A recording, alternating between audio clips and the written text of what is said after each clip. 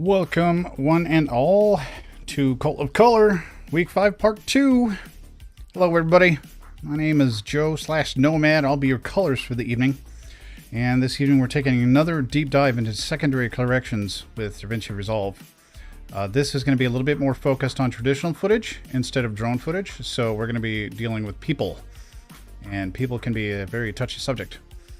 It looks like I've got, let me count them, one viewer, Rain Squad.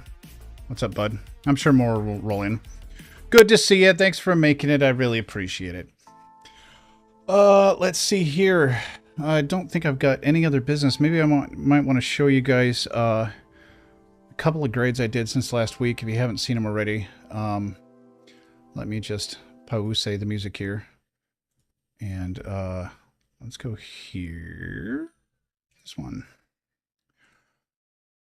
And let's go to my channel. Of course, it's going to start doing. Okay, good. So let's see. We did a couple of things here. Where are my uploads, man? Pay attention to my own stuff. So we did this one. See if you get a kick out of this. And it does not want to play at all.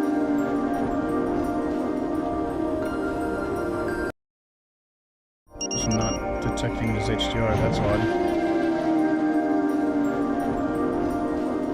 Well.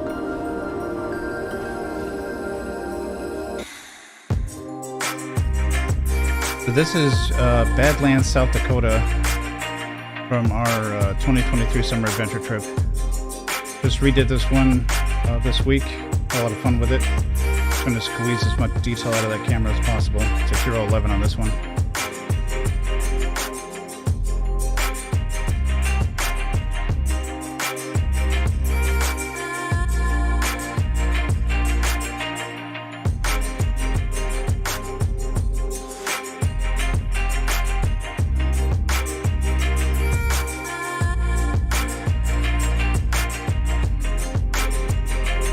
Go away.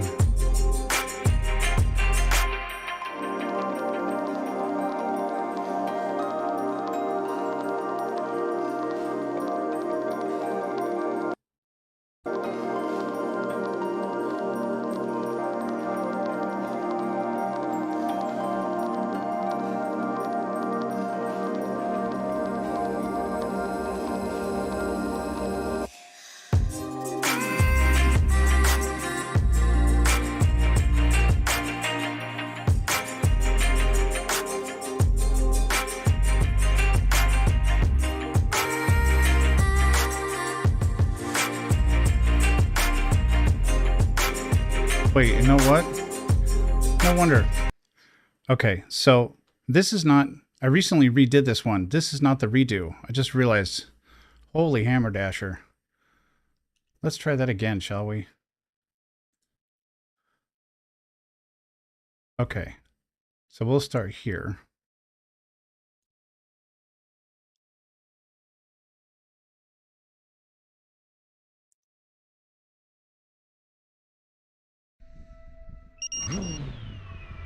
Oh, I'm such a dork.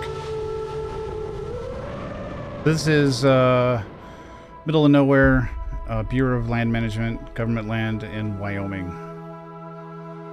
This was the first redo I did this week, I believe.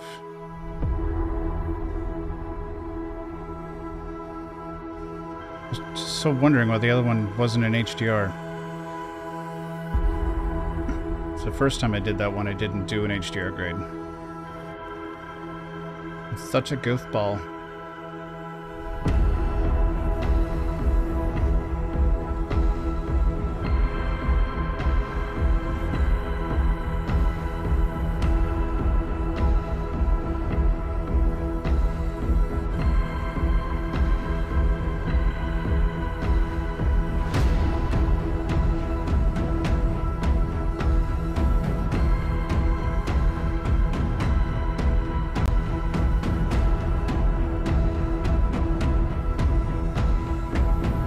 Hey, Kimmy, how you doing?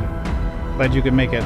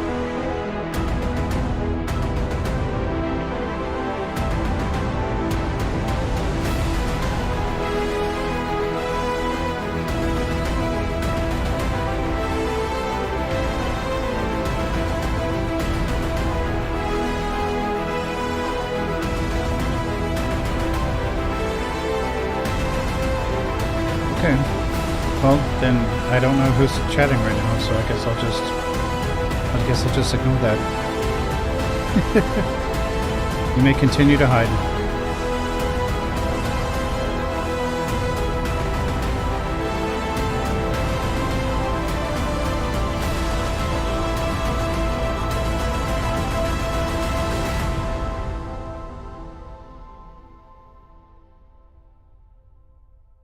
Thanks, Donnie. Appreciate you dropping in, man.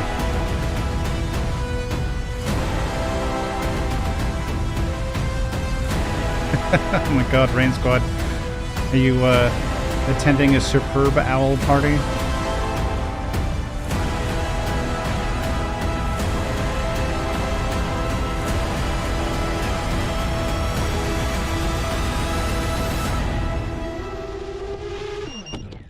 No worries, Kimmy. Well, you can come back a little later if you want. I only got 2 more videos to check out, and then we'll be on to color grading. Rain Squad, you attending a superb owl party this fine day, sir?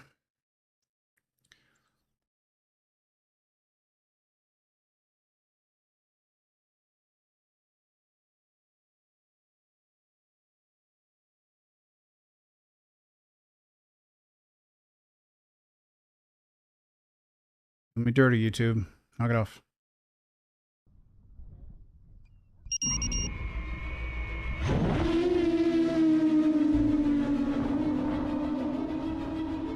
This is the appropriate version of this.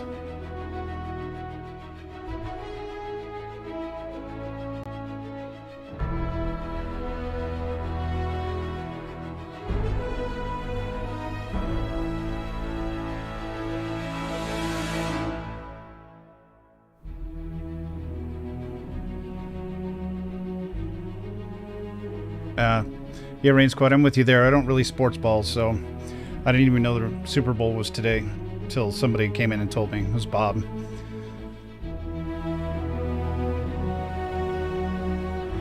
Oh well, it's fine.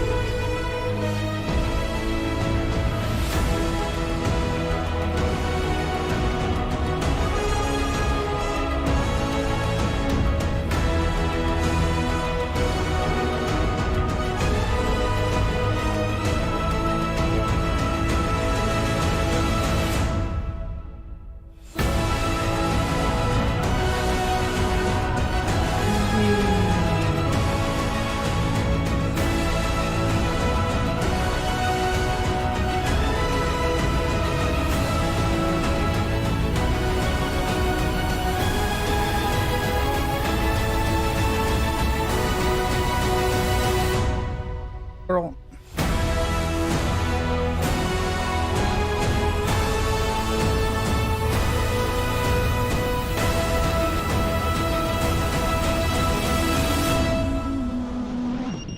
Beautiful. Great play. Yeah, I feel you there, Rain Squad. Yes, I hit record. Too much fun. So one more video for you. I think I just went a couple days ago. Basically, I'm trying to find some, because the weather's been shit. I haven't really been able to get out and fly and generate any kind of new content. So I'm taking old content, either something I haven't posted yet, or like an expanded version of something of a, this next one has appeared in several different videos, as a clip, but this is the entire pack of the long range flight. Forgot what else I was going to say. I don't know, man. I don't know. So, last video, here we go. Oh yeah, that's what I was gonna say. I've been trying new types of music, as opposed to just the typical either electronic or epic cinematic music. I've been trying different genres to try to add a little bit of extra flavor to some of my videos. I've been liking it, been enjoying it.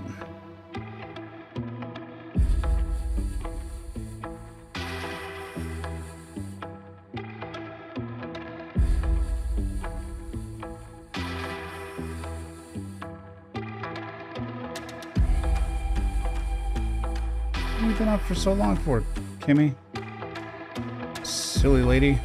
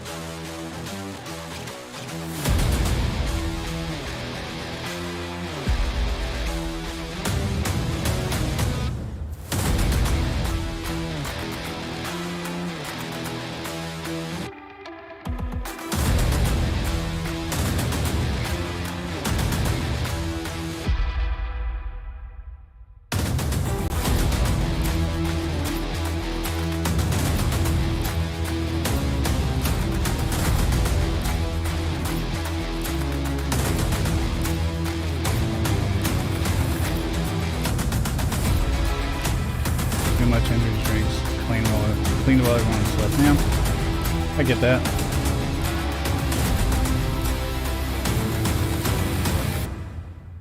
You should go get some rest.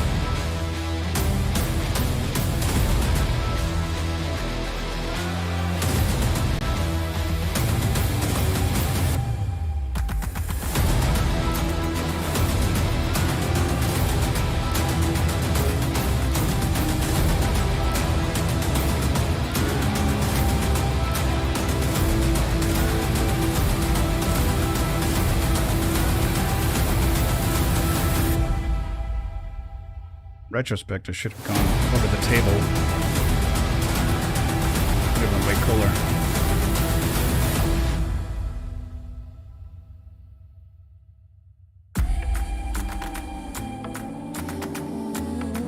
Look at my pasty white legs. Mmm. I love it. So that is what I've been up to this week. I did another grade. It's posted in the Critique My Grade channel on the Discord. The intent there is to encourage people to take a you know, an opportunity to critique some of my work in an appropriate venue. So I know what's wrong with it. If you can spot what's wrong with it, then that will be illustrative of your education and advancement in the realm of color grading. Thanks, Flyzone. Appreciate that. Found out Monster had a hard cider drink. 15 of them in the park. Oh, wow.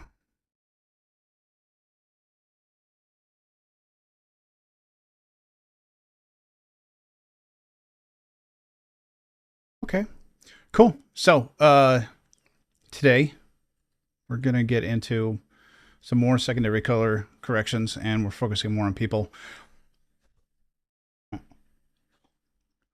I already have the UI and Resolve cranked up for you guys, so you can see it.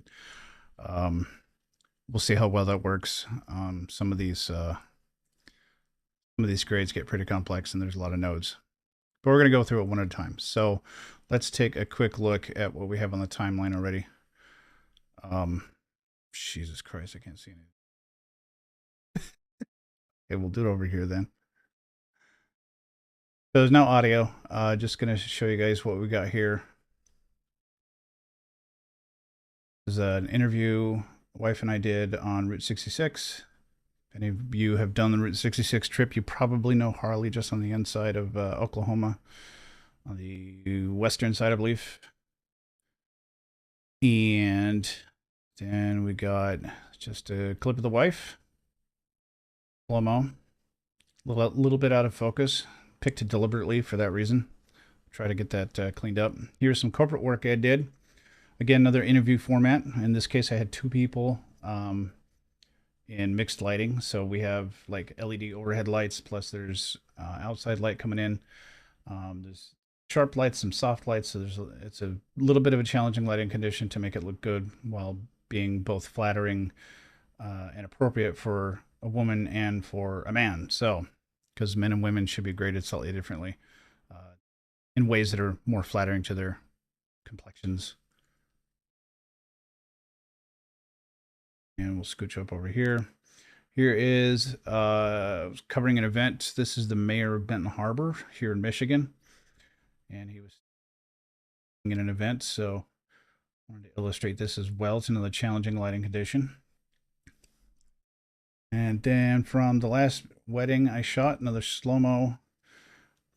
Two faces at two different depths in this relatively shot in terms of there's rack focus. One of the faces goes half off the canvas there, and the other one's fully off the canvas in two different parts of the shot. So a little bit difficult. We'll do some before and after comparisons as well. So yeah, we shall get started. So when I'm dealing with people, all right, friggin', I want to start over here. Half the UI is not here because it's all huge. So we can tell that this is a little bit on the noisy side. You see the noise in the red there and in the shadows. Probably first thing I would do is just throw some denoise on that first node. So I'm going to use temporal noise reduction, set it to better, leave that at medium, and we're just going to tip that up to about 1.4. Not a whole lot. Doesn't have to be a bunch because noise, so more noise than usual. Good enough. Okay. So now I want to take Harley and separate him from his background. He's got a lot of really neat and interesting colors around here that I want to play with, but I don't want to screw up his skin tones, such as they are. So we're going to separate Harley real quick. So I'll bust out another serial node. And I'm going to use a magic mask for this one. It's just easier. I could use a power window and track it that way. Again, this is why I always encourage folks to who want to get serious about this to buy the studio version of Resolve, and hopefully that'll make my tutorials a little bit more applicable, right? Because I rely heavily on some of these neural network features of Resolve. So, okay, I'll turn on my onion skin, and I will probably set that to better. Set the refine range to none, or to 1. Now I'm just gonna draw him. So I'm just gonna take what's above the table. I'm not gonna worry about his legs. Not showing any skin there. I know, it's lovely, right? Needs a little bit of fixing. So I will deselect the book by holding Alt and drawing on it, and just for giggles, I will deselect the table, make sure I don't get any part of the table. Everything under there I don't want. Everything up and around his silly face I don't want. Really cool dude. Bit eclectic. Probably not sure what year he's in. That's fine though. There we go. And we'll just track that.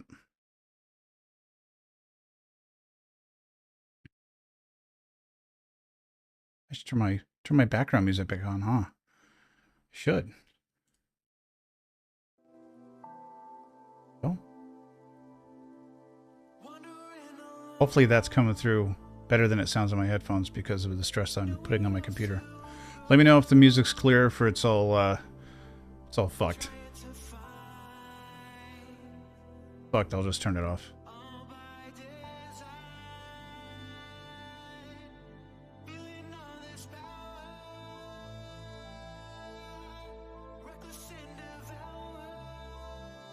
For that matter, how's my mic? Is that fucked as well, or I have a feeling it's just for my headphones. My audio interface does not like the real-time clock being overtaken. Ooh, that sounds gnarly here.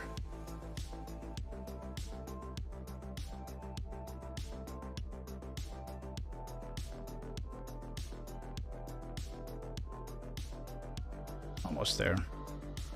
The reason why this is so slow is because we do have that denoise on there. If I took that off, it'd probably be a lot faster.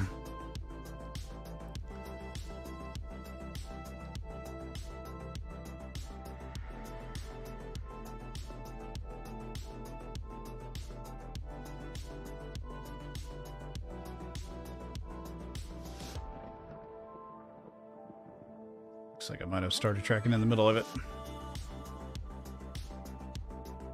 Awesome. Okay. Turn my onion skin off. I'm going to take another node. So this is going to be my background node. This will be my foreground node. And we will connect it with a layer mixer. So I put Harley on the top layer. And I put the background on the bottom layer. Now I can go ahead and on the background, we're going to do pre-slider. Just like we do for drone footage, it works just fine for backgrounds. I wouldn't try it on people because it can really screw that up. Here, post filter. Just make sure that's nice and clean. And we will just brighten him up just a little bit. We just want to, just enough to separate him from the background. Okay. So we've done one stage of our secondaries. Moving on to stage 2. We're going to do face tracking. So I'm going to create a parallel node here. So these two, it doesn't matter which one's on top. They're just mixed equally. So on, oh wait, I didn't actually need to do that. My bad. We only have one face, so we only need one node. So I will, and just for tits and pickles, I'm going to turn that off so it's a little bit faster. Okay, real quick.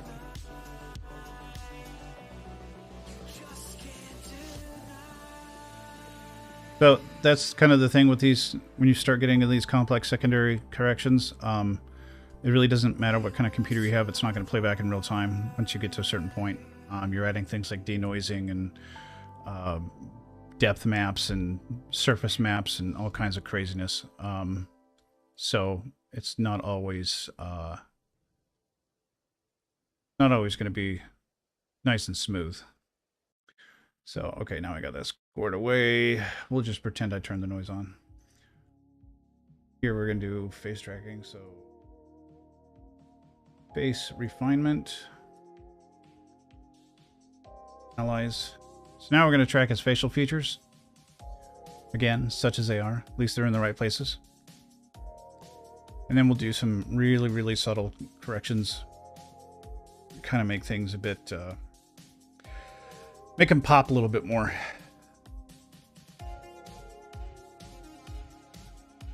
Well, that didn't work out well. We'll just pretend that last part didn't happen. And let's punch in. Let's find a place where he's got his eyes open. Okay, just like that. So we're not going to mess with the beauty scale. What we're going to do is go to advance. We're going to add a touch of texture, just ever so slightly. So contrary to, like with women, you want less less texture with women. Not a tremendous amount less, because you still want fine details of the skin. Men tend to, I guess, look more aesthetically pleasing if they have more texture in their skin and not overly smooth. I guess like the ruggedness or the you know, wrinkled skin or whatever is masculine energy or trait or whatever. I don't know. Whenever I grade myself, I always add a little bit of texture, even though my skin is not the best in the world. So we add a tiny little bit of texture there. Add some contrast.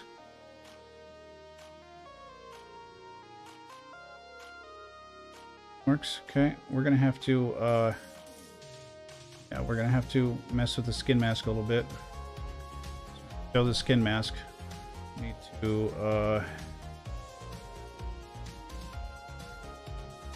to add some softness here. Reason being is because he's got this big bushy beard. We don't want a hard line where the sharpness just turns into blurriness all of a sudden. It would be too obvious.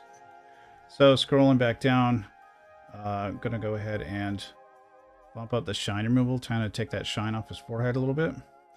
And here's kind of where the real magic happens. I'm going to sharpen his eyes up. I'm just going to add just a little bit of brightness to the whites of his eyes.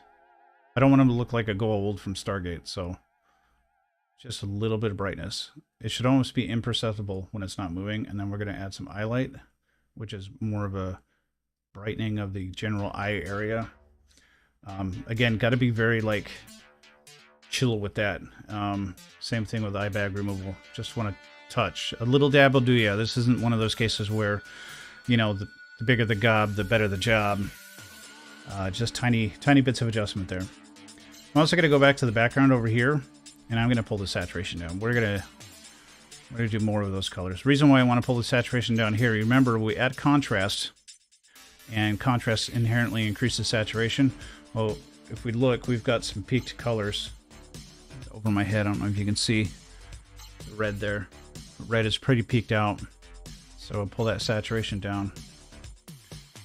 Be able to recover those colors. We'll add some more color in a little bit, a little splash. So we got the facial part done. We've separated him from the background. So now we can do more of a two-tone type thing here. So I'll pull this off to the side, make another node, and I'm going to add a parallel node. So this time highlights and shadows. Hey Marcel, good to see you, bud. Thanks for stopping in, man. So let me start labeling this here. This is denoise. Background. Talent. And this is face. And this will be highlights and shadows. So when it comes to the highlights and shadows, I'm going to do the same sort of split tone that I almost always do, which is right kind of a orange and teal, maybe like a cyan and darker orange, depending upon the look that I'm going for. And I usually kind of figure that out when I put the shadow. I work the shadow, but in this case, like shadows, I want to apply everywhere. Highlights, I don't want the highlight tint to touch his skin tone. We don't want to screw with it.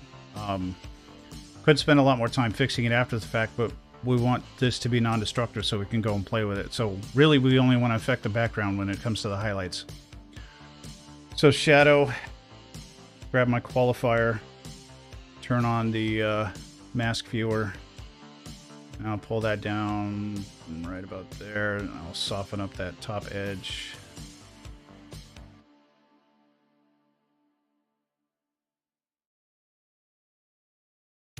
And I'm going to take the lift, push it. I'm going to go 6 and 3. 6 to the right, 3 negative red. Turn that off. How does that look? So now we've set that. We can use this slider here, the qualifier, to determine how much of the scene we want toned.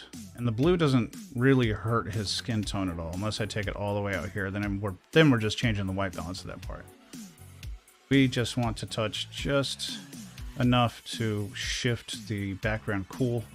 I'll go to the highlights, turn on my mask viewer. This time I'm going to grab just the highlights. Wait, looks like Harley's in there, right? So we need to take the mask from here, pull it over here, which then just gives us straight Harley. So go to the mask, the key tab over here, and we're going to invert the input. So now it gives us everything but Harley. Okay, so now I can go back to my qualifier. I can pick the highlights I want without having to worry about his skin tones. And there.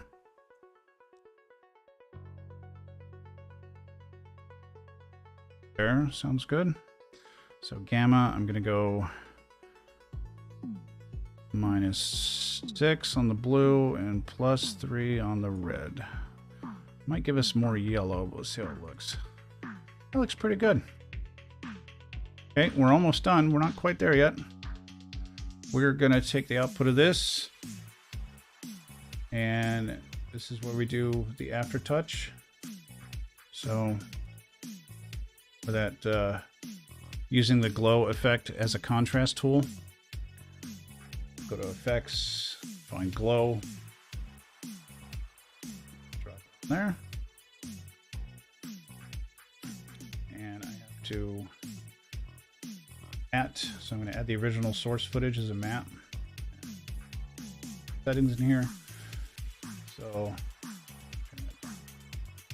soft light, saturation all the way down, and then shine threshold. And we control this with the opacity slider. So just to add a little bit of contrast in there.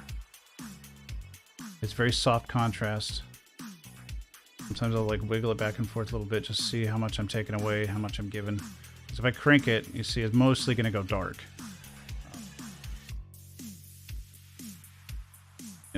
Top down.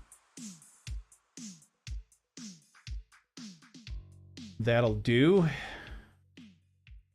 And the finishing touch, at least for me, is I always do a vignette. A gamma vignette for SDR footage. So I'll pull this circle power window out until the default gradient touches the edge, the inside gradient. And once I have that, I pull the gradient out until it touches the corners. And then I want to invert.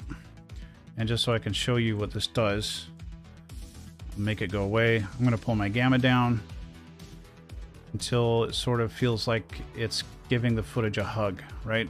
We don't want it to be darker, we just want it to be cozy. So it's almost imperceptible, almost like the footage is getting a little hug there. Almost playing real time, almost. So now if we look at these two together, you can see the difference. Also, I've already stabilized the footage on the right, so that also is a thing that happened. But you can see the difference in color. There's a lot more separation between the talent and the background without having to necessarily relight it. And we'll pretend that I added the denoise on there just for tits and pickles. And that's Harley, so we can move on to the next one. Maybe I can... There it is. Hello, wifey. Okay, so early morning light. It's like a couple hours after sunrise, I think it was. We were in Nebraska, I think. Maybe. I can't remember which spot this was. We're at somewhere in the Midwest. So the same thing would apply here. I would do a denoise. There's obviously a decent amount of noise in the shot. I'm probably going to want to do that here. I don't think I'm going to do any major tracking. Let's see if we can get away with faster. Not a whole lot of motion in this. So it's stabilized weird.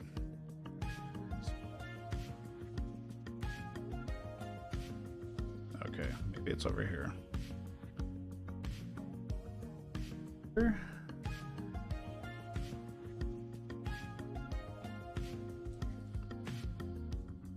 Perspective. Looks like a painting. Yep.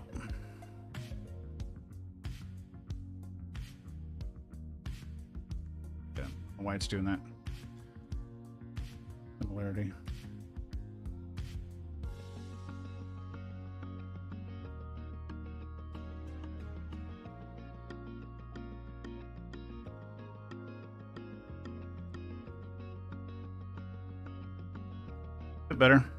Bit better. So first thing, we did some denoise. Now I want to separate my subject from the background. This is almost universal when you're dealing with people, especially when they have a blurry background. You don't want their colors to wash into the background. But if we look real close here, I've got some fringing caused by the lens because it was such a long shot, and I think, if I recall correctly, this is not a high quality lens I was using, which is part of the reason why it's so soft. You can see it's shifting blue on this side. On the other side, it's like shifting purple a little bit. I'm not going to deal with it here, but it would become an issue if we really wanted to make sure she was cut away from the background. This blue over here would be a little weird, and this purple would probably look a little weird. In this case, it's probably not that big of a deal, but that's just something to be aware of. So I got my background. And adding a layer node, so this time a layer, so we're going to do the tracking on the top layer, which is, if you recall, the bottommost node on the layer node, as if a little guy down here was looking up at all the nodes. They would see this one first. So it's a little bit counterintuitive, I guess. So let's see, let's go ahead and track her. This should be fairly easy. We're just going to do better. Refine range, and we're just gonna bloop, bloop, bloop, bloop, bloop, bloop, bloop, bloop, bloop, bloop. It's definitely helpful if you make the noises, so keep that in mind. Let's turn on the onion peel. Okay, that's pretty good. We're just gonna make sure that Resolve knows we don't want any of the water background. I've got the refinement enough that it should grab all of her little individual hairs at the top there. Okay, and we'll track.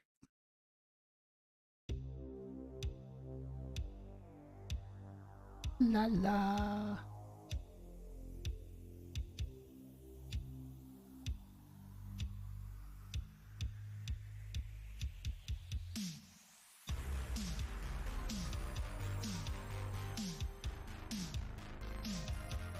Okay. So her pulled away now. We can do whatever we want to the background. We're going to be pretty aggressive with the background because it's just kind of bright. I know there's a lot of extra color in there. So we'll do that 3 slider correction that I usually do. And we're going to be real aggressive with it. Okay, we're going to bring that down like that. And then on this, I'm going to want to denoise just ever so slightly. Not maybe in black. I want see, the fringing is what's causing the problem. Now the fringing is really obvious.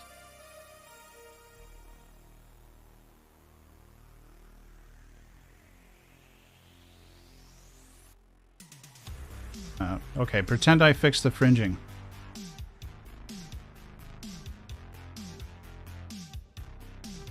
Fun times. Let's take a quick look, make sure.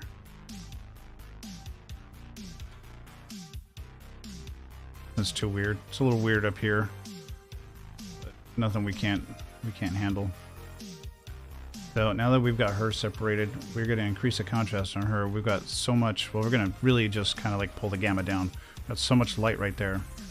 We want to pull that down to regain some of those dark colors. And push the gain up. The lift down. Again, trying to recover the darker color there so it's not so washed out. But we have kind of mushed up her face a little bit with the saturation, so we're going to pull the saturation back. Bring the saturation back up after we do the face refinement. Now I've got that part squared away. Do a face refinement on her.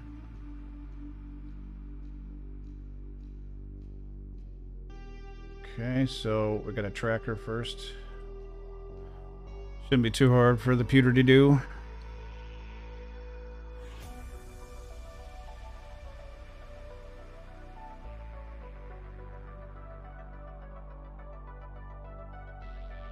YouTube is bitching that I'm not using enough bandwidth.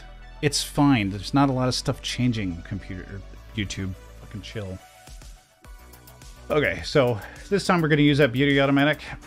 We're just going to scooch it up until we see a difference. By the time we notice it, it's almost too much. Okay, not a whole lot. Add a little bit of contrast just to get more features in there.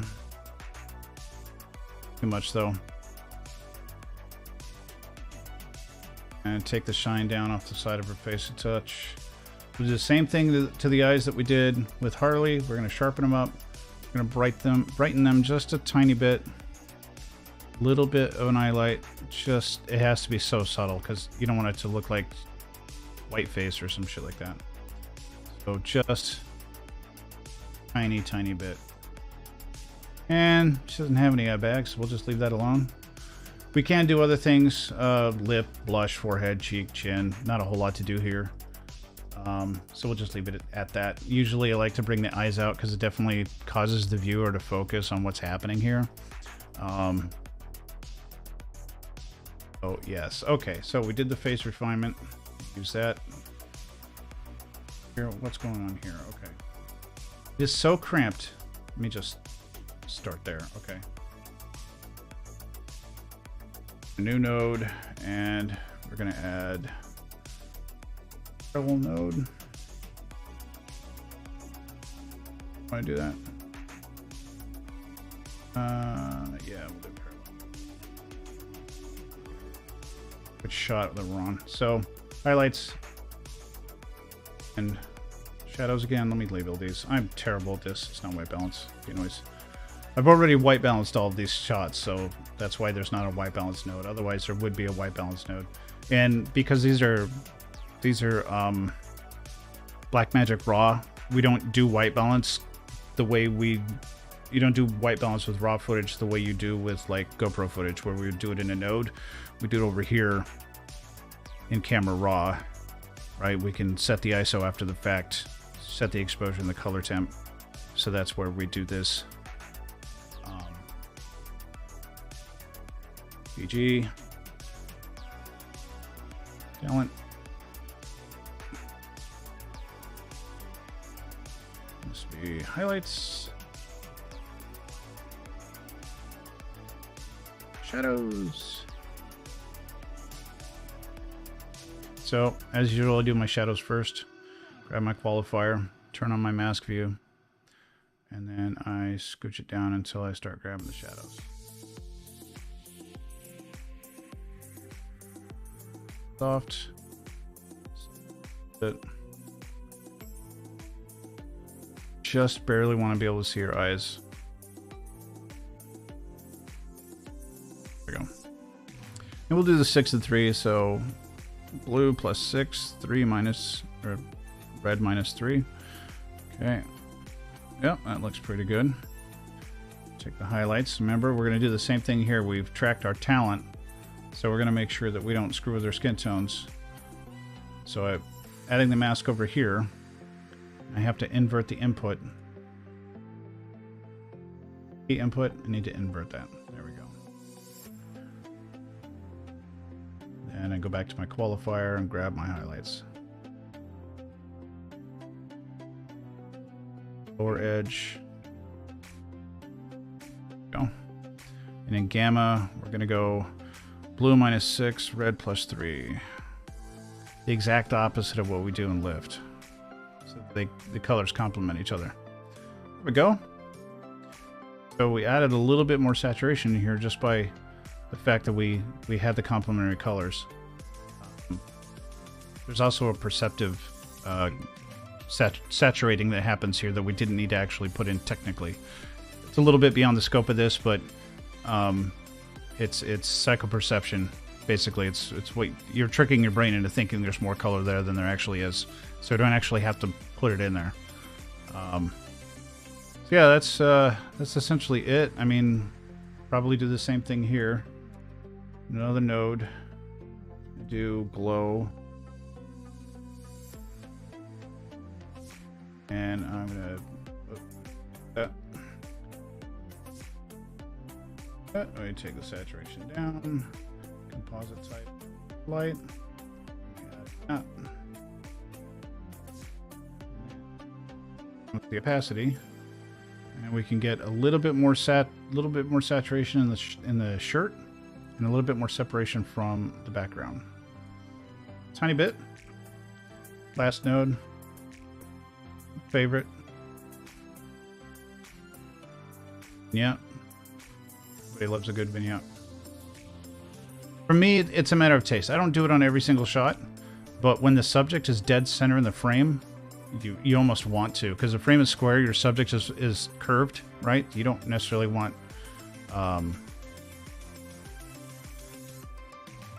you don't want those hard edges. Whoop, I gotta invert it. Good, there we go. Set that. So because we've got such a soft background, we can be pretty aggressive with this. There we go. Now it's kind of like cradling the image. From a cinematography standpoint, it's actually it's a bad shot on a bad lens with a lot of errors. So we're trying to quote unquote fix it in post. This is what we end up with. It's not terrible, but it sure is a lot better than it was. So if we go back to the comparison view, there's the before and after. Again, it's been stabilized, so you're not seeing the stabilized version on the left side. Now, if you noticed, because of the added contrast, we lost the detail in her hair on the left side there. We could go back and get that. But from an aesthetic standpoint, that kind of works for the shot. It really illustrates how intense the sun is at that angle. It would be a matter of preference if you wanted to go in and pull those back so you could get the hair detail back. For me, I wouldn't worry too much about it unless it was obscuring more of her face right here.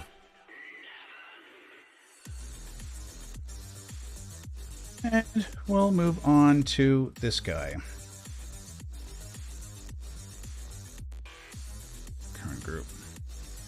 So, this one has just a tiny bit of noise in it. We're not really going to mess with that too much. We have two different talents who are... I tried to get them as equidistant from the camera as possible, but she's sitting just a little bit in front, and he's sitting just a little bit behind the focal point. Focal plane, rather. So...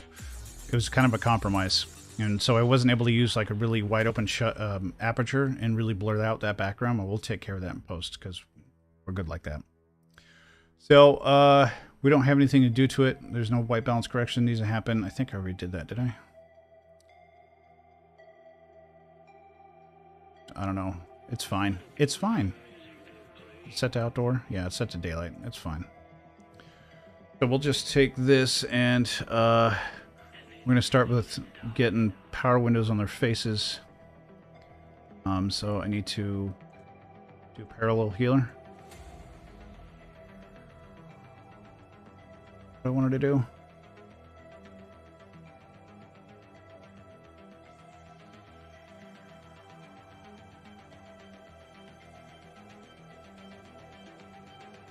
Well, we want to separate them from the background. I just don't know if I want to track first. Let's do this the simple way here. So I'm just going to create a circular power window. I'm going to stick this one on top of her. Kind of encompass her a little bit there.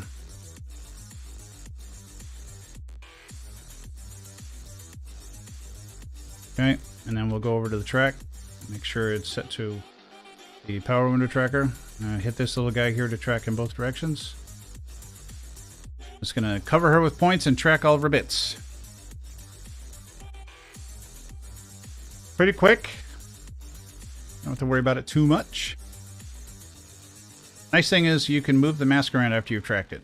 So you can change its size and all that stuff. You can animate it, or you can just change it just for that one, you know, for the entire shot. I don't think there's anything I have to do as far as animating these, so we're just going to do one person per node as opposed to doing both on a single node. We could do that if we had similar adjustments to make, but they have different skin tones, so the way we pull them out of the background might be a little bit less advantageous if we try to combine them and group them together. I probably could get away with it, but I just like to be Oh no.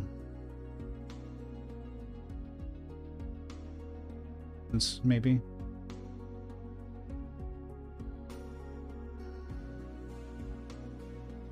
Almost done. There she is, making her silly hands.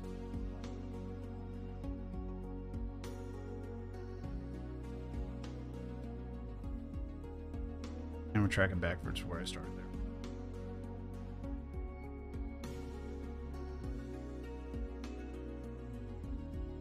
Let me know in the chat what you think of the music. It is royalty-free playlist.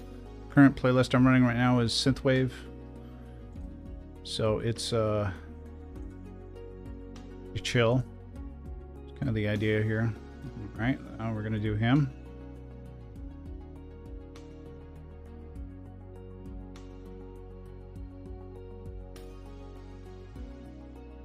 So what gets tracked is what's inside of the thick line. This doesn't matter for tracking. It doesn't have any effect on tracking. So we just want to make sure we get all the things that matter in here. Go and track him.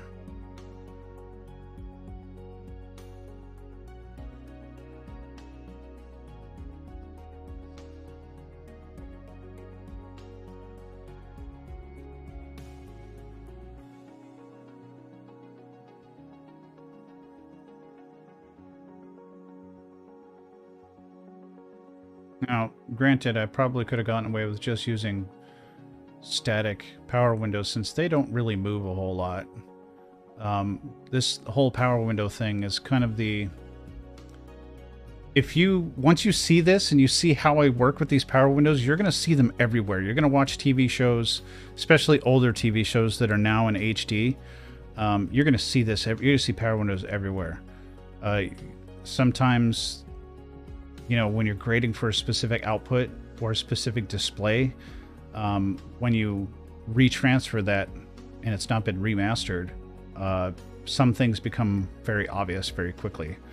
Power windows is one of them, especially if they had a really difficult shot and didn't either have the time or the budget to reshoot, or just didn't see it until they were completely done and wrapped and didn't have time or budget to set up a reshoot. Like maybe they already tore down the sets, you know. So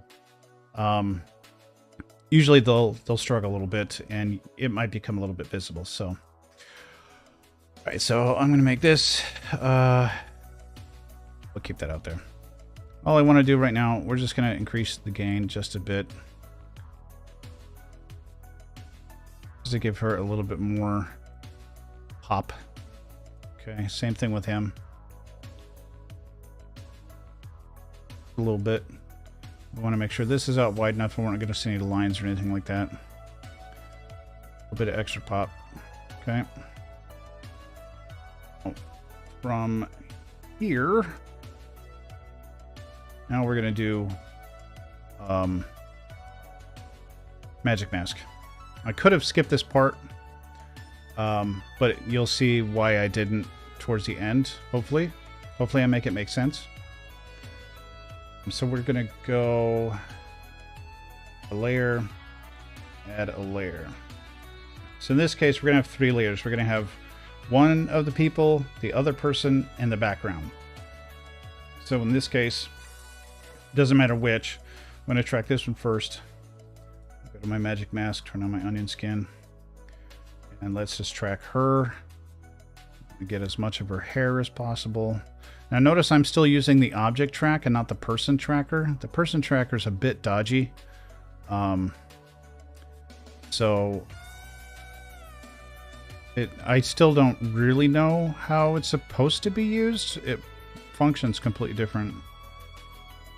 Then I will make sure we don't get any of the chair.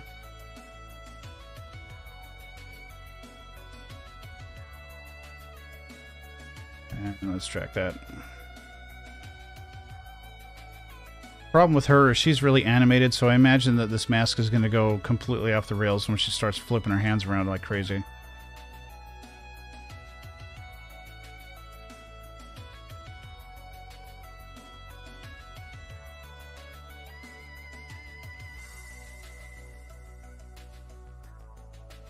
The reason why this is so long is I wanted to have some clip of her talking and him talking so we could deal with those separately.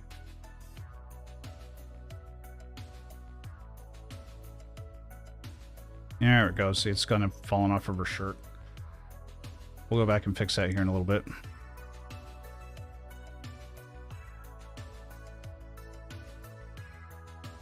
Do you recall having to manually fix that?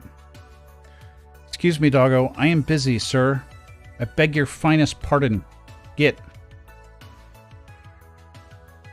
No. Get. Jerk. Okay, so let's go back and fix this. This was the first time our arms start flipping around. So I'm going to start using the hotkeys J, K, and L. So K is pause, L's play, and J is play backwards. If I hold down K, then L is 1 frame forward, and J is 1 frame backwards. So I'm just going to move the slider here until I get to the point where I start seeing her shirt fall apart. There. So just reiterate, we want this resolve. Back forward a little bit.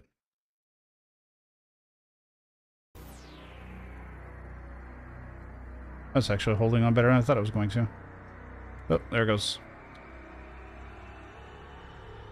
So, again, reiterate, we want this right here resolved. I don't know why you hate her shirt so much. Right here, do it. Back. It's doing it again. It hates America or something.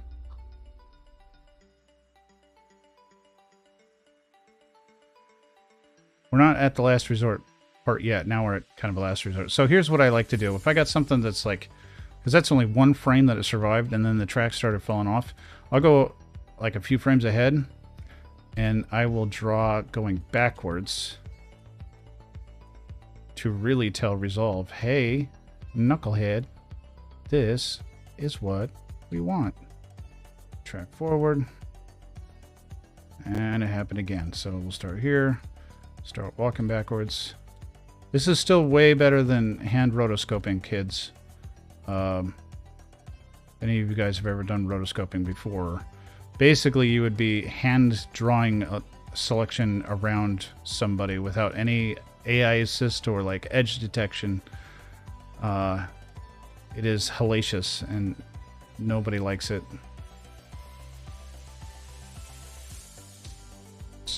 Stop with your arms, lady.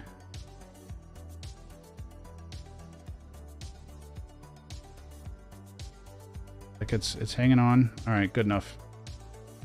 Cool. Now him.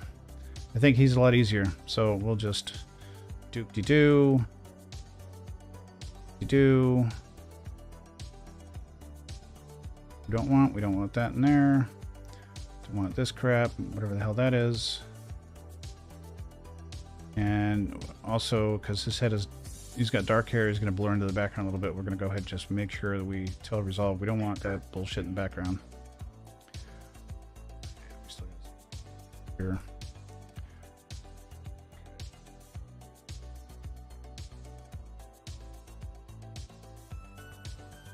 And go.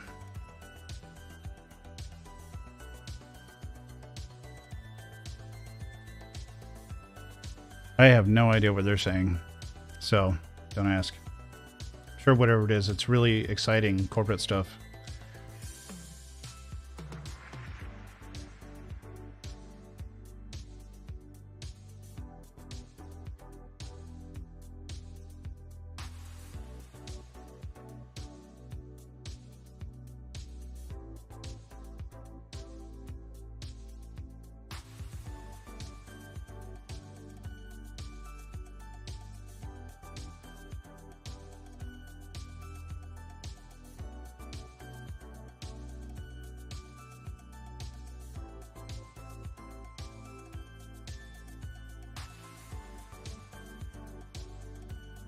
Whatever, I guess a little pillow behind him is getting selected too.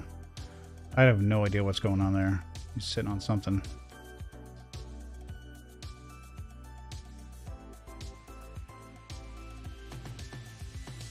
Alright, good enough. Alright, so now we've got our talent marked out. And we can do this now, we can work the background. Guess what we're doing? 3 slider correction. I turn that off. We're gonna denoise and filter these so they have a little poof to them. No hard lines. That'll reduce any kind of flickering that we might see. Oh, come on.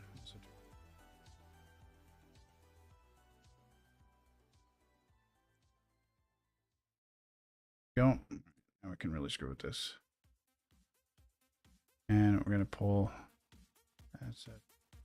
Touch. Okay, so we really separated them out from the background. We've kind of done the hard part now. We could do some face tracking. That sounds like fun, right? So let's see here. We'll take this over.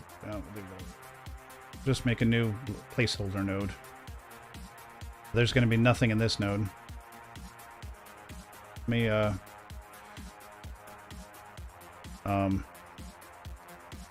correction on that node. So we'll bring this out. We're going to do parallel with the 2 people. Do face refinement. So this one could be either. Now, when I have multiple faces in the scene and I hit analyze, it's going to pop up the boxes and let me choose one. For whatever reason, it's detecting 4 faces. But we're just going to go with that one and then hit analyze again. Should properly analyze her face. It's like a Muppet. So you can see pretty easily how quickly secondary corrections can become complex. It's a lot more involved than primary corrections, which is kind of why I wanted to devote several weeks to this. And multiple different types of material. Like, this week, like showing you the people-centric secondary corrections isn't necessarily to teach you how to grade for people. It's more showing you the complexities that different content can have. The majority of you guys are grading drone footage, yes. Footage of your drain. It's really, and I can't even think of words right now. Most of you guys are grading drone footage, so you're not going to have to deal with people, you know, even close-up people.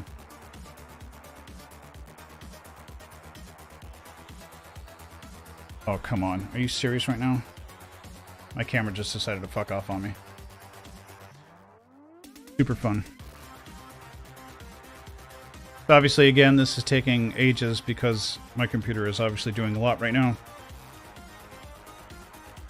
Your mileage may vary. I believe face refinement is a studio-only plugin. I think there's an old plugin. I don't think it's been deprecated yet. That's like beauty or something like that, and it just focuses on skin tones specifically. So it does affect your entire scene unless you mask it off. But this way, we actually get adjustments that are geographically in relation to facial features, which can be helpful. At this distance, though, it's not that big of a deal. But if, like, she were filling the frame, I'd want to be very specific about where those corrections go. And not having to track them in individually, you know, like tracking one eye and trying to fix the track for that eye light would be painstaking. Alright, so there she is. Take the overlay off. Do a little bit of auto beauty. I'll go ahead and just... Hello! Oh. Right lady, yeah, okay. Touch of contrast. I'm going to pull back on the color boost. I'm going to kind of pull the peaked out reds there. It's got a little bit of shine, so we're going to take the shine out. And my favorite, we're going to make her eyes pop. Not literally, because that would be mean. So slightly. A little bit of an eye light to kind of fill in the shadow. She's got pretty deep eyes, so there's a lot of shadow there. Much of the eye bag removal. We're not going to mess with any other part of that, so there she is. You can kind of tell that she's popping out of the scene a little bit more. Her face looks more crisper, more engaging. So let's take care of this guy over here who's got red skin. She's got green skin, and once you work enough with people, you realize that while technically speaking, we're all the same color. We're all just different. We're different shades of orange. Essentially, that's all brown is dark orange. We're different shades of orange. Whether you're black, white, whatever, there is a subtone to people's colors, and it has to do with things like temperature, hydration level, circulation. So some people are red, some people are green, some people are yellow, some people are purple, some people are blue. And normally you don't see these things when you're talking to people and you look at them, but when you see them on film or on digital film in this case, you can definitely tell there's a skin tone difference between these two. She's green, he's red. So we need to kind of account for that. So let's see. Alright, so we haven't tracked this one yet. Do face refinement. Again, I'm going to hit that analyze button. It's going to let me pick. I'm going to pick him. Analyze again, and we'll analyze his face. Track that in. I don't think he puts his hands in front of his face. This, the face analysis is really touchy to things going in front of the face.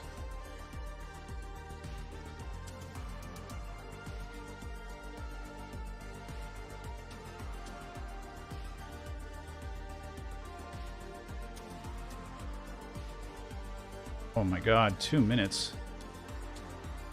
Makes me want to get out and push. And over here real quick. I am green. That's good that you know that. It's very self-aware, Marcel.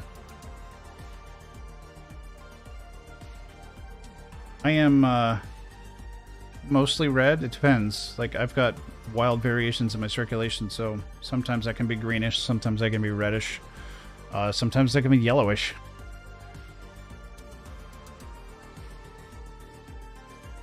But you can pull like a Dr. House type thing. If you're color grading and you see somebody who's like extra yellow, they may actually have a liver problem. Precursor of jaundice, liver failure. So that could be a thing too. You might be able to help somebody before it's too late just by color grading them.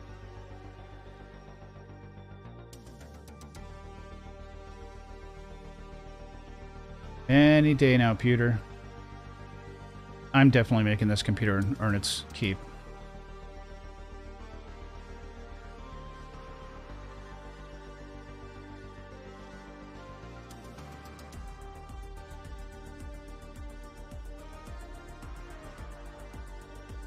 So now you guys, now I told you guys about all these subtones that people have. You're going to start looking for them. You're going to see them everywhere. I'm probably not going to see them too much in television. And movies and such, because a lot of what they do in movies is they cover up that tonal variance with foundation, and that makes color grading a lot more cohesive. So if there's a professional makeup artist on the set, or they've been through makeup before you film them or grade them, you probably won't have to deal with these skin tones unless you're dealing with like swimsuits or something like that, where there's an awful lot of skin showing. It's pretty hard at that point. You're not going to cover the entire body in foundation. That would look super weird, but faces are usually made neutral before they're given a look. That's to make coloring consistent. Okay, there we go. Turn off the overlay. Let's zoom into his goofy face. How you doing? Not using the beauty. Add contrast. We are going to go to Beauty Advanced. We're going to add a little bit of texture. Just a tiny bit. We don't want to see, if you crank it, he's going to look sickly. Like a poorly rendered character out of Fallout.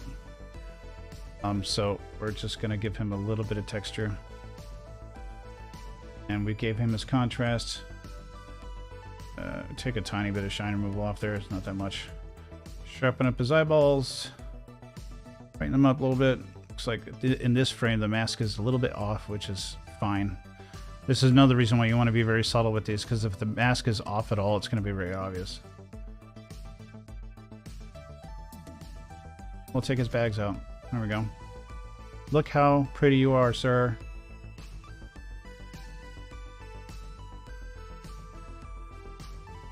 Maybe we got too much texture on him. Maybe. Oh. There we go. Now he doesn't look like a burn victim. And let's see. Did I do that with him? Don't think I did. What does this have on it?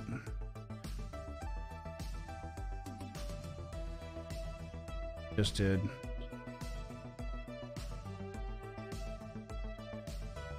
Oh, right, okay. Yeah, I didn't actually do anything to these, so... One, let's see, which one is this? That's him? Okay. Hold the saturation down, get the red out of his skin. Just want a little bit out. Saturation down again on her. Very, very slight. Okay, we're getting there. We're getting there. Let's see if we can get away with pushing the background more. See, if I push the background too much, then the masks become super obvious. So we want to only push them as far as we can get away with.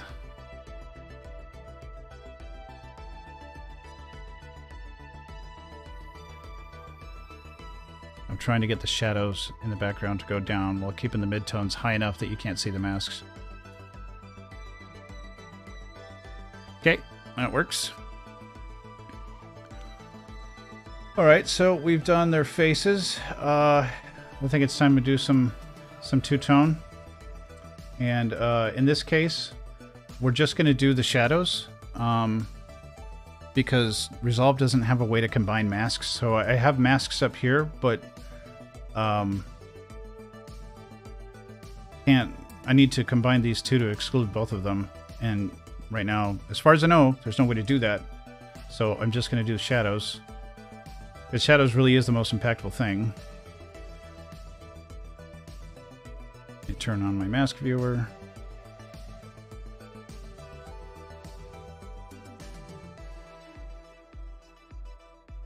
Okay, and we'll do 6 and 3.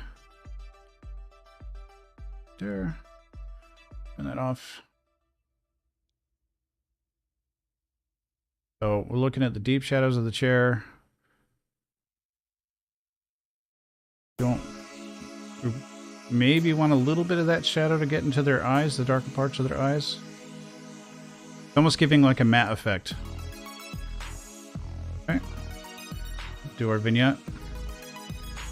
Again, the static shot, our talent's distributed evenly towards the middle. So, I mean, they're not dead set in the middle of the frame, but they're distributed evenly.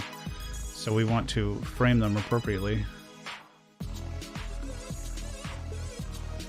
Make sure that's inverted. Oh. And voila! There's our finished shot. So we compare the two shots. There we go. There's the original next to the graded version. This one's a little bit more subtle, just because there was less we could do with having multiple people at different focal lengths. Oh, that was one thing I was going to do. I was going to blur the background, but it's a little bit late for that. So I've got, I don't know how many nodes in front of it, so. But it's fine. If I recall, it didn't turn out well anyway. Oh, goodness. It's getting late. Good. Excuse me. So, yeah. Let's take a look at another one.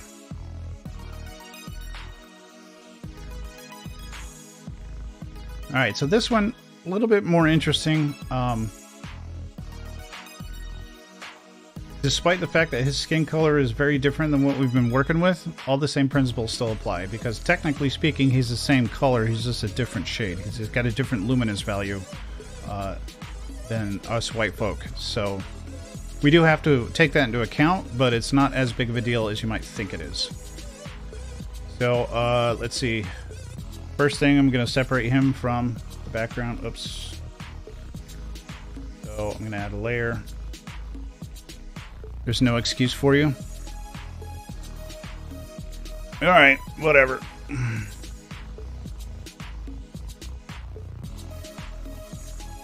Background. Talent. Talnet. Good job. Alright, so we're going to use Magic Mask for the mask as opposed to something a little softer. He also has fringing, like a green-blue fringe and kind of a yellow-purple fringe on the left side. Because, again, I think it was a suboptimal lens. So that's going to end up coming out in the wash a little bit. So, but because his hand is out here in the beginning, I want to start on this frame. Let's see if I can get away with faster. Turn that on, qualifier. Hello, thumb. I think we're going to end up getting the microphone anyway, which is not that big of a deal because it is technically part of the foreground. We want to get his very nice suit here.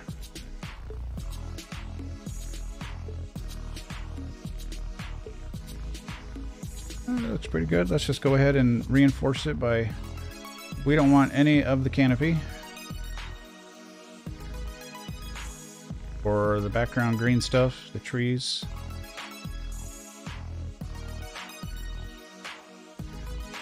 Kind of scribble around there just to make sure Resolve knows these are things we don't want.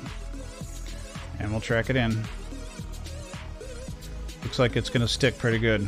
We don't have to fix anything.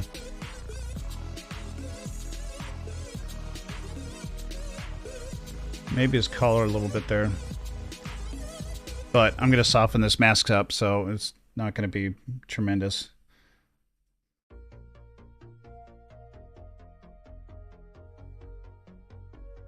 You can imagine, like, going this in detail on every shot for, like, a feature-length film, right?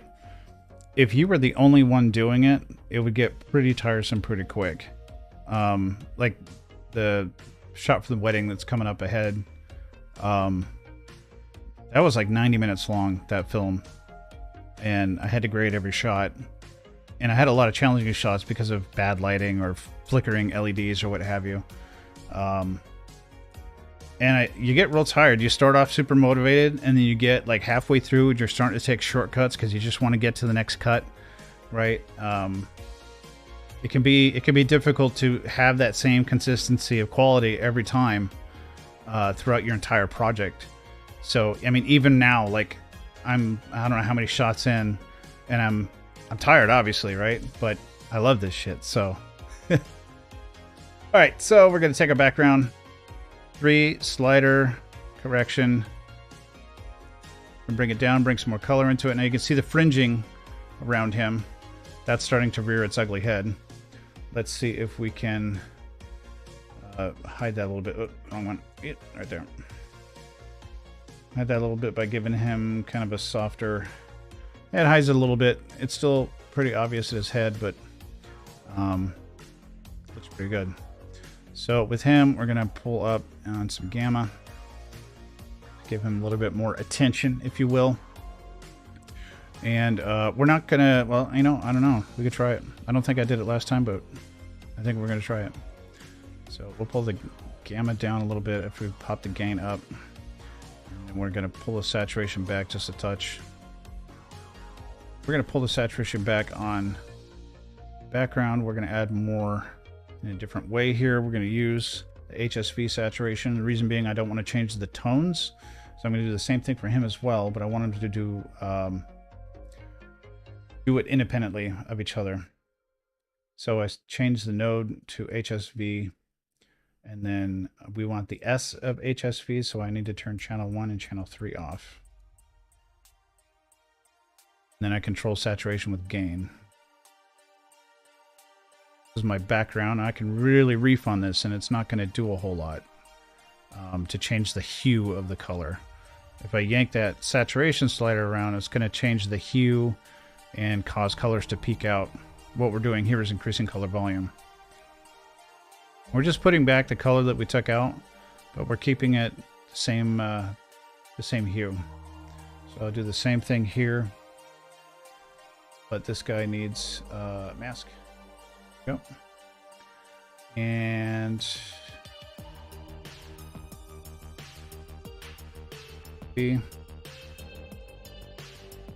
turn channels 1 and 3 off because we want the S in HSV.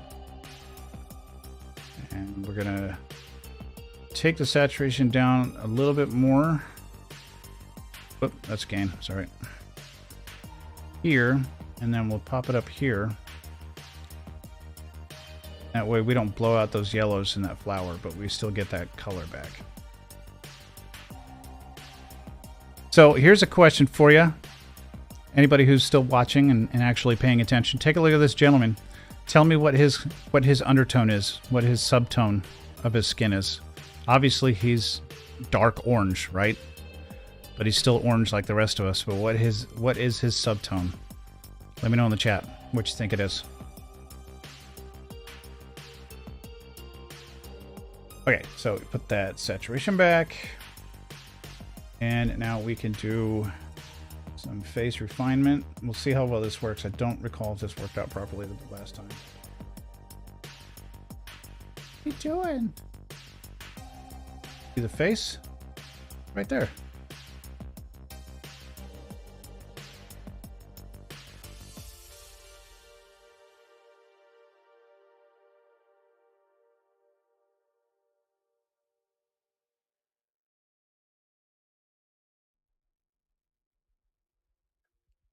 No takers in the chat, huh?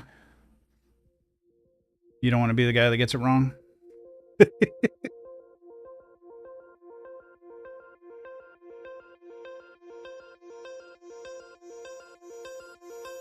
Perfect. Okay.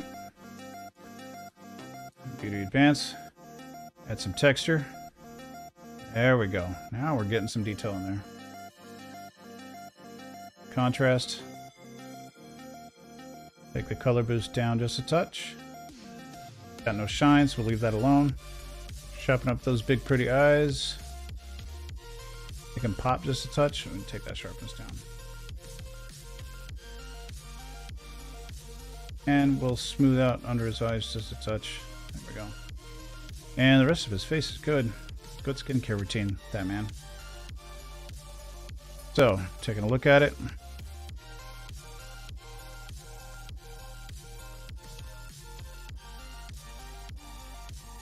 Not too bad, right? So we could do some aftertouch contrast and two-tone and a vignette. So we will make a new node. We'll use this as our jump off point here. Same thing, take my shine threshold all the way down, saturation down, composite type to soft light, bring that opacity down while I do this.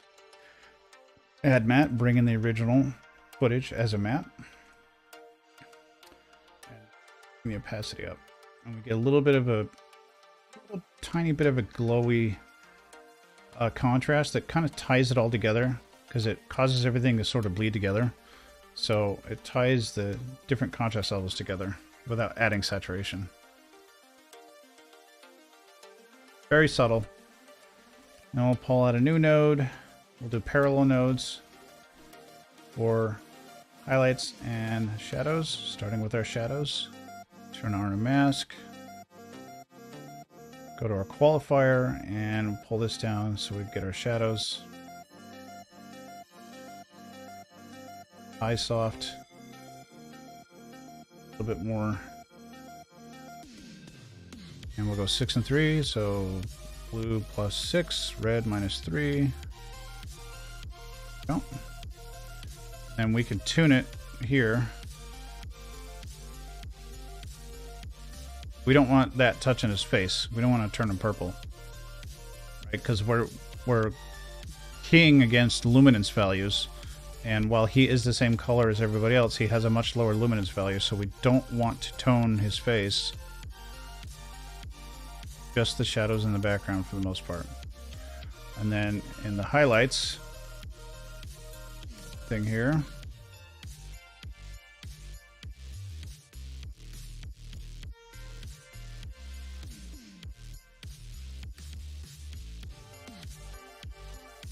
definitely the wrong one.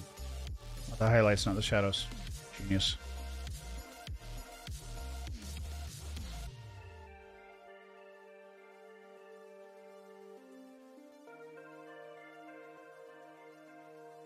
So one of the things we can also do to protect his skin tone is normally for a mayonnaise complexion individual such as myself, I would want to protect the highlights from, or protect the skin tones from the highlight toning. But in this case, I'm going to want to protect the skin tone in the shadows. So we're going to take our magic mask track here, take that mask over here, and we're going to invert the mask input.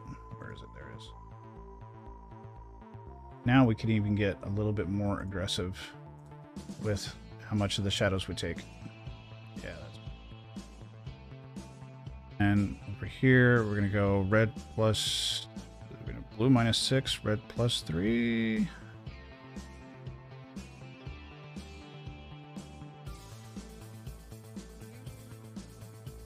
There we go. That looks fancy. Let's tie it all off with vignette. Again, vignettes are more to personal taste. It's neither incorrect or correct to do it. This is kind of where secondary corrections become a very subjective thing. Primary corrections are more technical. They're also called a technical grade. So trying to make your footage look as neutral and as close to real life as possible. So white balance, exposure, saturation, those types of things. When you get into secondaries, it becomes more artistic, right? It becomes more of what the director of the film, or you as a colorist, if you're working on your own stuff, what you're trying to achieve from the look. So secondary corrections are also considered your creative look. Hence why it's creative. So just because you see me putting a vignette on everything doesn't mean that's what you have to do. That's my personal taste. Your mileage may vary. But if you like the aesthetic, now you know how I do it. So here's another reason why I use a gamma vignette as opposed to a gain vignette. So if you were just to use like the vignette plugin, it would probably offset. So it would darken the corners of the highlights up here as well. I want to darken the midtones, but leave the highlights and the shadows alone. So it doesn't have as much of an effect up here in the corners where it's bright. And if I really wanted to maintain those highlights, I would use lift, which increases the saturation a lot, but it doesn't touch the highlights at all. Lets even the brightest highlights shine right through. So that's kind of why I choose a gamma vignette. Gamma vignette doesn't look good in an HDR grade, so in that case I'll use a gain vignette, which is just pulling the gain down. It's way too aggressive in an HDR grade.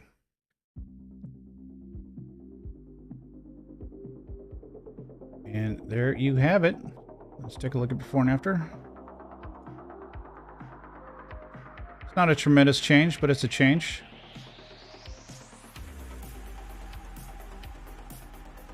What do you guys think? Got a lot more dimension to him, I think.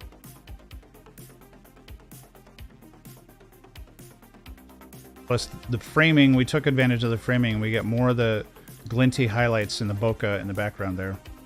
So it's a little bit more obvious than what's going on here. Obviously, it would be even better if we couldn't see this at all and we just saw the sky. That would be a fun, challenging shot to work on. Okay, let's take another... Well, thank you. I appreciate that, Marcel. Let's take a... yeah, that... All right, last shot. Last but the hardest.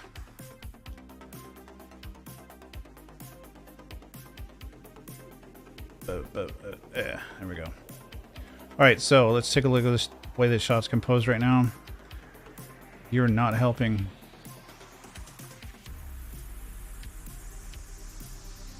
All right, so... Oh my God. What are you doing?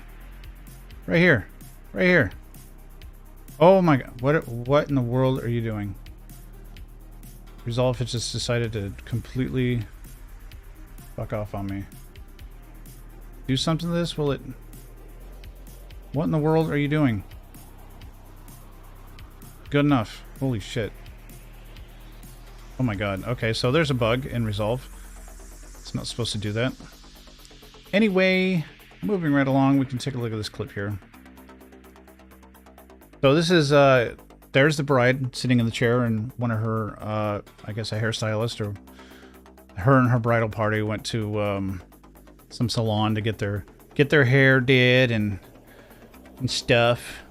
So yeah, it is just the two of you guys, and that's fine. I don't care.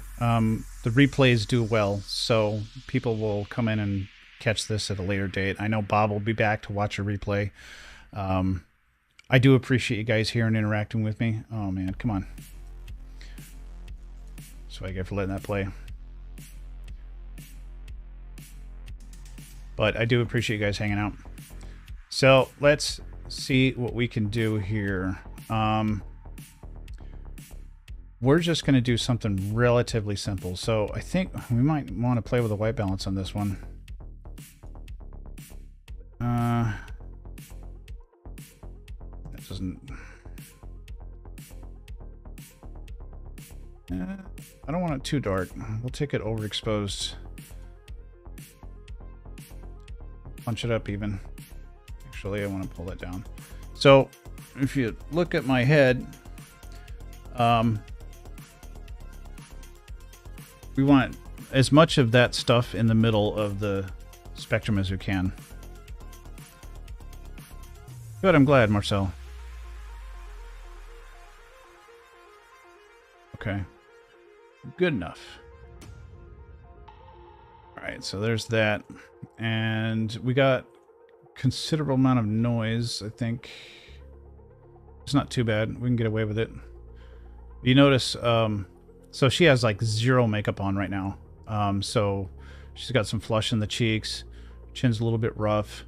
A lot of different colors. She clearly has a red subtone, which nobody guessed. The last guy, nobody guessed his subtone.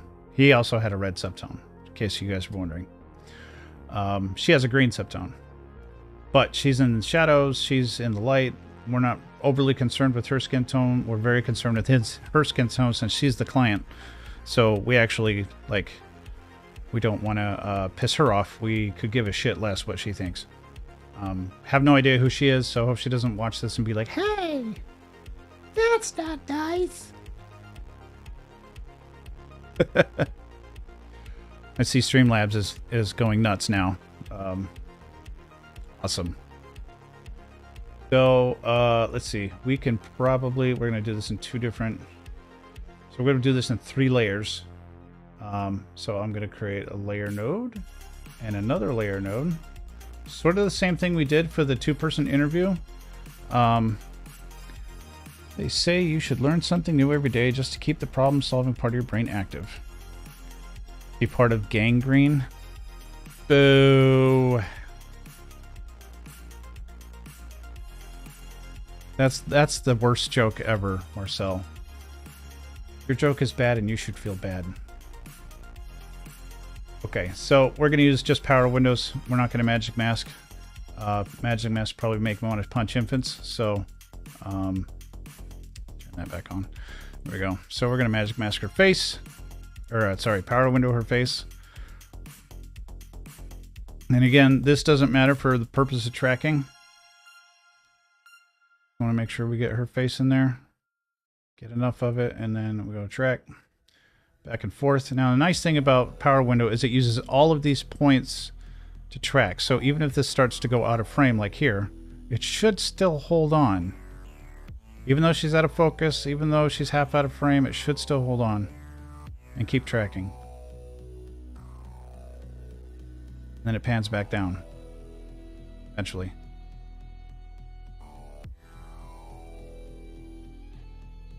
This is not going to replace those lost tracking points. That's fine though.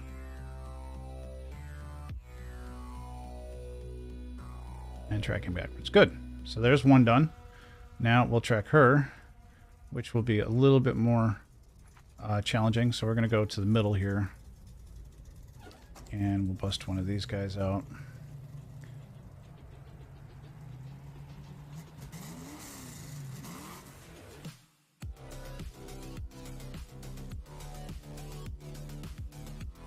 space to move around. There we go. Here's hoping. So this one should stop tracking because she should, like, it leaves the entire frame.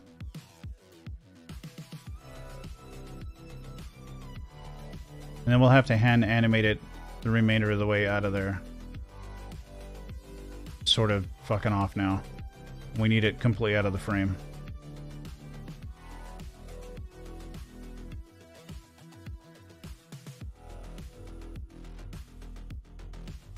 You notice it's tracking in 3D, so as she turned her head towards the mirror, it actually turned with her. The mirror does screw it up a little bit, though. Did notice that. Alright, so that's good enough. So, what we're gonna do here... Take this... Oh, I can't move that? Okay, fine.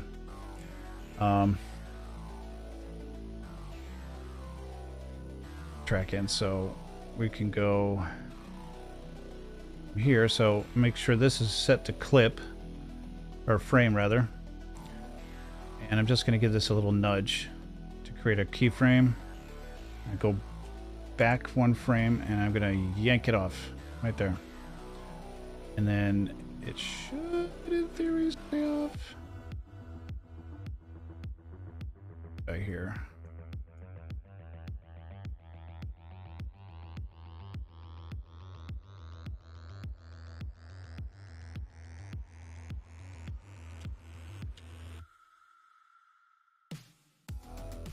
Okay, there we go. Here.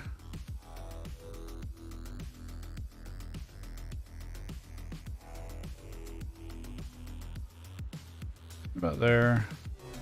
Give it a little wiggle. Create a keyframe. Oh.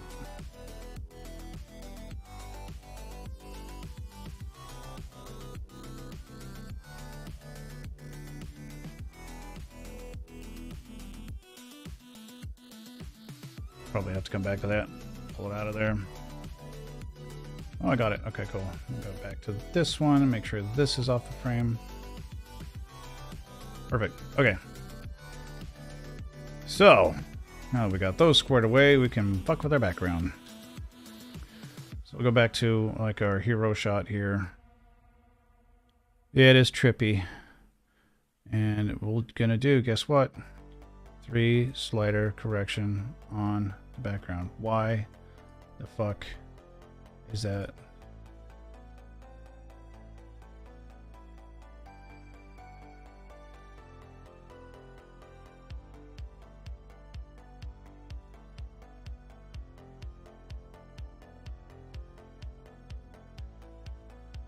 That's super weird. That's... I am doing something stupid. I don't remember what it is.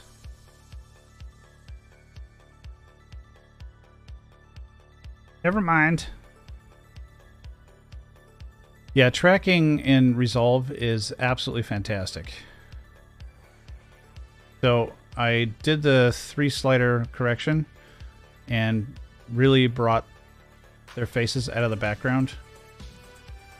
And I want to kill the saturation in the background too a little bit more. So for these masks, I'm going to make sure that... Go ahead and spread these out a bit. And make them a little bigger. So now, like... Did I just fuck myself? I just did, didn't I? Yep, I did. So, there we go. Okay, so I want to change this for the entire clip, not for the frame. So I'm going to pull this out, make it a little bit bigger. It's not going to discard the track. It's just going to change the way that power window works. That's not good.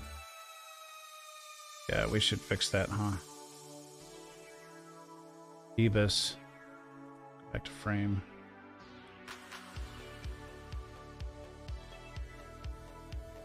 That's ridiculous.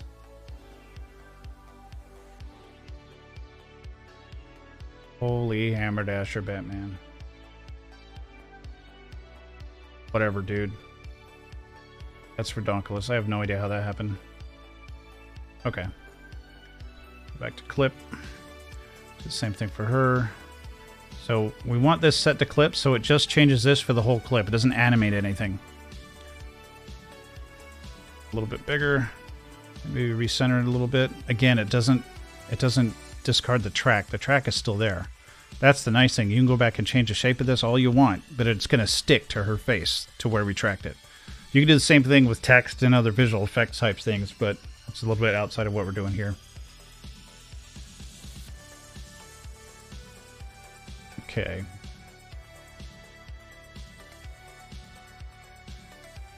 Okay. Beans. Just run that through here. Now, if I do this, is it gonna... God damn it. What the fuck are you doing, Resolve? I don't know. Loop has been busted for a while now.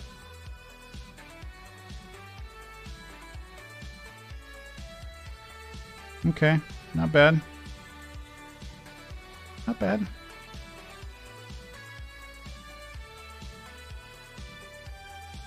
Yeah. But I mean... It's going to be a little bit more subtle when we do the two-tone grade, because or the split tone.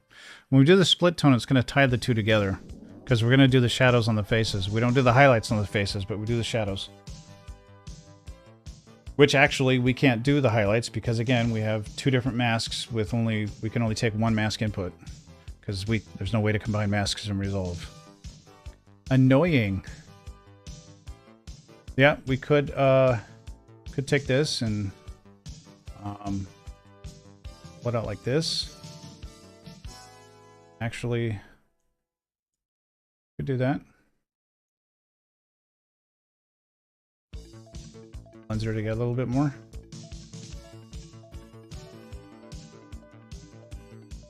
That's a little weird, but it's fine. See, now that it's bigger, it's not off the frame, so it kind of sneaks over. Another thing we could do is we could actually animate the actual grade that's in that power. Or actually, we can't because this is a negative of the grade underneath of the background, so that's why. Okay, so let's take some of the red out of her. Drop the saturation. So here's the problem. Like, I'd really love to use face refinement on it, but I know it's going to fail if I use face refinement on it. It's going to get all super weird. So... Oh, the blonde is just looking around, dude. The girl in the chair, she's the bride. She's just looking around. She's like looking out the window or something. I'm sure she's like super nervous too, so. It was after all her wedding day.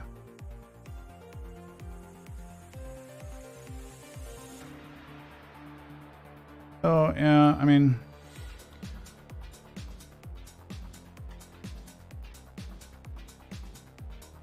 He's just stressed, man. You know what I mean? You guys ever been married? Let's see here. Maybe we can just get away with this. So let's try using Beauty here. Mask.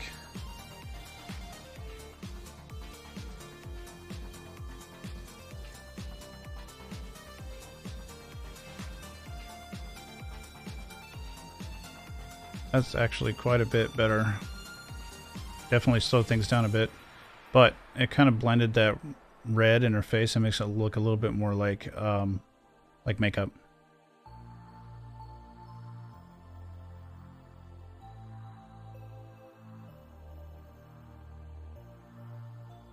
Oh, that's not too bad. She does have some circulation issues in her lips, though. Her lips are blue. Not a whole lot I can do about that, because this older beauty plugin just focuses on skin tones, but it's good enough for government work. So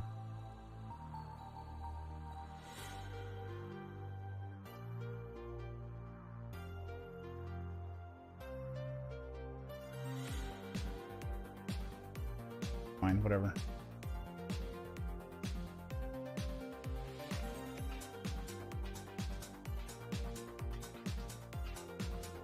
Ask. Oh, that's for her. Yeah, I cleaned her up a little bit. Just smooth her out. Basically, I mean, it's not doing a whole lot of aesthetic things. It's drawing the attention away from the blemishes in her skin. So that's probably as good as we're gonna get there. And then let's do our two-tone. So we'll do a parallel node. That's right. We're not doing the highlights in this case because of the faces. So this one.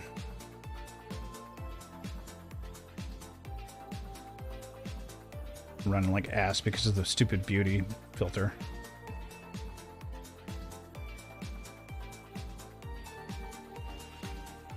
Yep, there we go. 6 and 3.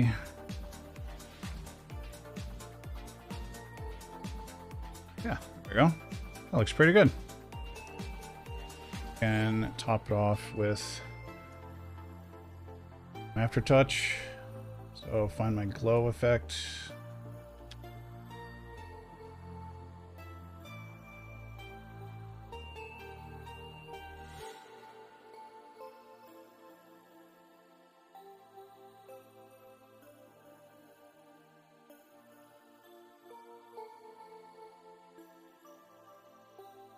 There we go. I like that. Yep, definitely puts the attention on her. I think that's what she would want. Oh, I'm sure, dude. I don't think I've ever been a best man. You'd think I'd know, right? What the hell? I don't think I've never been a best man. Been married. Am married. This marriage has been great. No stress at all. We got married at the courthouse. So, no big deal there. I've been in big weddings and it's terrible, and this was a huge wedding. Basically two very wealthy families coming together, so many people. Alright, so we got our aftertouch, which definitely helped kind of frame her a bit. And then we'll just do our vignette.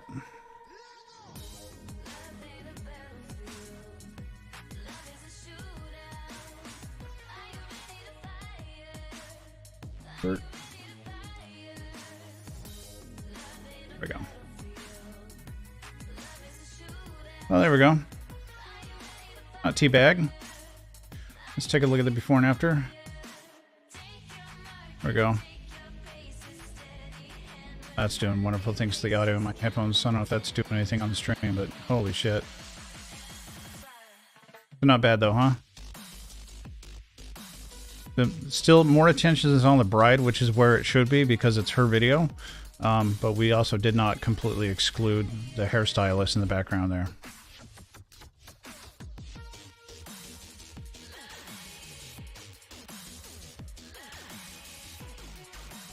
So like this entire salon, like you can see people in the background, you can see people in the mirrors too. Like it was the entire bridal party was just everybody was getting their hair did and their makeup done all at the same time. And it was an absolute madhouse. So it felt a little weird being there. But you know, accepted with arms open. So that's all the clips I brought for today, guys. Just kind of diving deep on secondary corrections and all the different things, different paths that you can take. They can get very complex. They can also be simple, as you've seen in my drone footage. There's not a whole lot to do from a secondary correction standpoint.